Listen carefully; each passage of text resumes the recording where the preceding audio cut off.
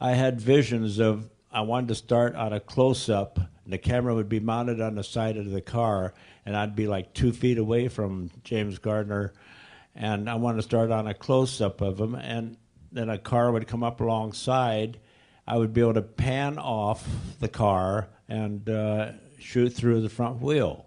But I was I was usually either in a helicopter or another chase car, which I think was a Cobra, or half the time it was the GT40. Well, GT40 mainly because it would be almost as quick as the Formula One car in those days.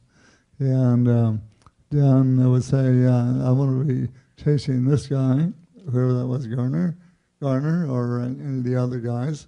So I would run fairly close to him, and he would be panning and shooting the shots that he was looking for. Bob was, I'll tell you, when I was finished with those driving lessons, I fell in love with Bob. I said, I trusted him 100% with my life. And he taught us how to drive, and we would jockey back and forth with all of us, James Gardner and Bob. He just showed us everything that we had to do. And I decided that I went out at that point, and I went to Gordon Enterprises and met Grant Locks, and everybody told me to go and talk to them. And I did, and I told him I wanted a head that I could put on a race car, and that I could pan and tilt it automatically. And Grant came up with a Pelco head that they use for tracking missiles and Cape Canaveral. And I really respected Frankenhammer because he went through, Carroll Shelby had a racing school at that time.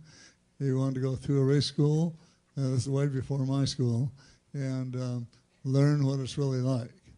And Pete Brock was the one that trained him, and I was testing, driving for Carroll Shelby and the Cobras and the Ford GT40s, and Frankenhammer came over to me at the end of his training, and he said, introduced himself, and he said, excuse me, I'm going to make the best race movie that you've ever seen. I said, yeah, I've heard that before.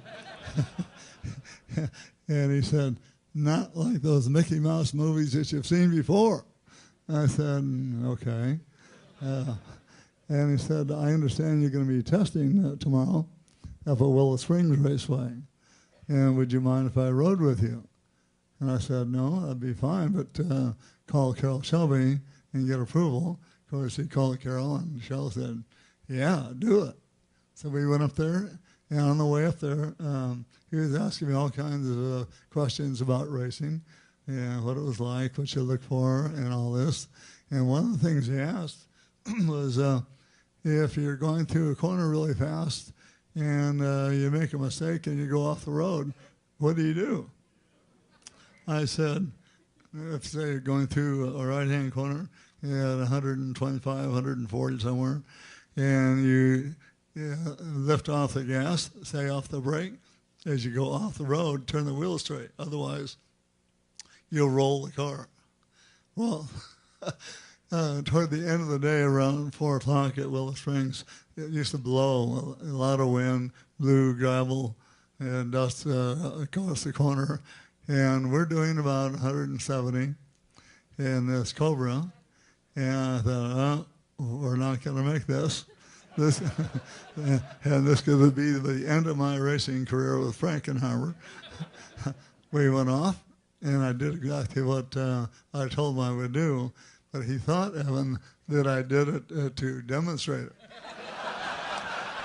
I did not. And so we went off. We bounced through the dirt and all that, came to a stop. I said, John, you okay? And he just sat there. I go, John, are you okay? God damn, that was fantastic.